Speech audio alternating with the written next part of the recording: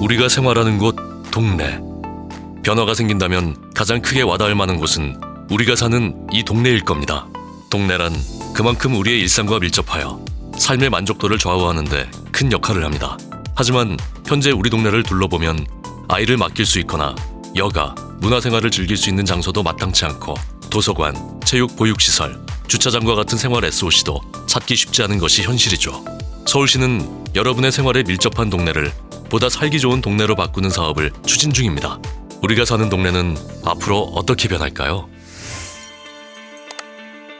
맞벌이 가정이 늘고 핵가족화가 심화되면서 방과 후 돌봄의 사각지대에 놓이는 초등학생들이 많아지고 있습니다. 아이 돌봄은 이제 가족을 벗어나 지역사회가 함께 풀어야 할 공적 과제가 되었습니다.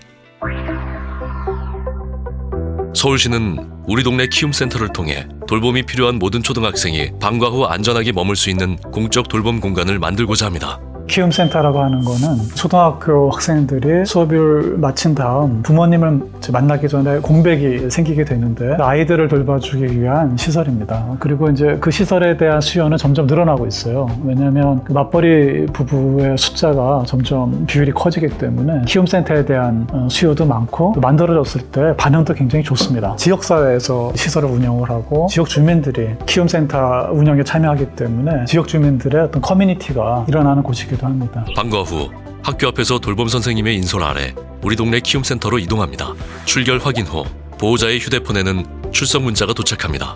우리 동네 키움센터에서 돌봄 선생님, 친구들과 함께 놀거나 다양한 활동을 할 수도 있고 개인 일정에 따라 학원에 갔다가 다시 키움센터에 와서 친구들과 간식을 먹을 수도 있습니다.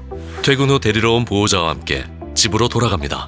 앞으로 우리 동네 키움센터는 서울시 전역 곳곳에 400개까지 설치될 예정입니다.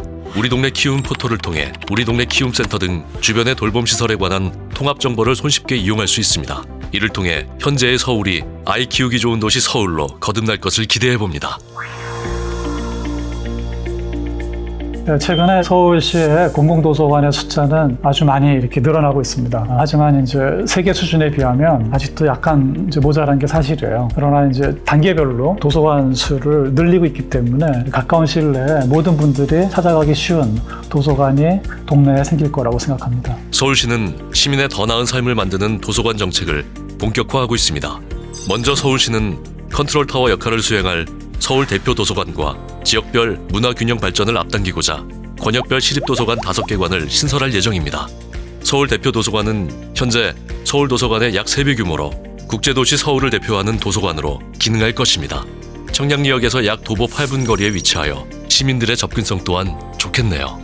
도서관이라고 하는 거는 단지 그곳에서 책을 읽고 책을 빌리는 그런 시설만은 아니에요. 도서관에서 이웃들이 만나고 친구들을 사귀고 그 속에서 새로운 것을 배우고 나누는 그런 공간이기 때문에 회기 중심이기도 하지만 사람이 중심이다. 그런 점에서 지역사회, 동네 도서관들이 하나하나 생겨나갈수록 지역을 엮어주는 커뮤니티는 더욱더 깊어질 수 있겠죠. 서울시는 권역별로 지역의 특성과 수요를 반영하여 주제별 전문 도서관을 조성합니다. DMC가 위치한 서부권에는 디지털 미디어 도서관이 조성됩니다. 서남권은 서울식물원이 있고 청년 인구 비율이 전국에서 가장 높은 점을 고려하여 과학환경도서관과 창업 비즈니스 도서관이 조성됩니다. 전국에서 대학이 가장 밀집한 동부권에는 인문사회과학 도서관이 들어섭니다. 잠실 운동장 등 대중문화와 한류 대표 시설이 많은 동남권에는 공연예술도서관이 조성됩니다. 서울시립도서관이 한 곳에서 7곳으로 늘어납니다. 모든 시민이 집에서 도보 10분 거리 내에 도서관을 이용할 수 있도록 구립도서관과 작은 도서관도 확충해 공공도서관 네트워크를 더욱 촘촘하게 완성합니다. 이러한 변화로 시민 1인당 장서 수는 1.4권에서 글로벌 수준인 2.4권 이상으로 늘어나게 됩니다. 권역별 도서관은 서울을 크게 몇 개 영역으로 나누어서 그 권역별로 특징을 갖는 그런 도서관을 만드는 것이죠. 그래서 대표 도서관과 권역 도서관이 서로 역할을 분담하면서 도서관의 어떤 체계를 만들고 그 권역별 도서관이 다시 동네의 도서관들 컨트롤하면서 어떤 체계 속에서 이 도서관들이 자기 역할을 수행을 하는 그런 계획을 세우고 있습니다. 박물관과 미술관은 도시의 문화 수준을 나타내는 바로미터가 되기도 합니다. 그러나 서울시 내 박물관과 미술관의 수는 세계 주요 도시에 비해 부족한 것이 현실입니다. 서울시는 시민들의 문화적 욕구를 만족시키고 서울만의 볼거리와 즐길거리를 확보하기 위해 생활유산, 공예, 사진, 로봇 등에 특화된 박물관과 미술관을 순차적으로 개관할 예정입니다. 세계적인 작가 백남준을 기리는 백남준 기념관, 봉제 산업의 역사를 기록한 이음피움 봉제 역사관, 돈이문 마을의 근현대사를 다룬 돈이문 전시관, 서울 시민들의 시대별 일상사를 만날 수 있는 서울 생활사 박물관, 잊혀져가는 민요를 알리고 보존하는 서울 우리소리 박물관은 개관되어 운영 중이고, 추가로 국내 유일의 공예 전문 종합박물관인 서울공예박물관, 도서관과 미술관을 결합한 평창동 미술문화 복합공간, 국내 최초의 로봇과학관, 식문화 복합체험공간인 삼청각 한식문화관, 국내 최초의 서울사진미술관, 어린이, 청소년 중심의 창의교육 프로그램을 지원하는 서서울 미술관이 조성 예정입니다. 이렇게 다양한 박물관 조성으로 시민들에게는 균등한 문화복지를 제공하고 풍부한 역사, 문화 스토리로 서울의 관광 경쟁력 또한 강화될 전망입니다. 동네가 변한다는 것은 일상이 변한다는 말과 같습니다. 서울시는 시민들의 일상을 바꿔줄 생활 밀착형 복지를 확대하려고 합니다.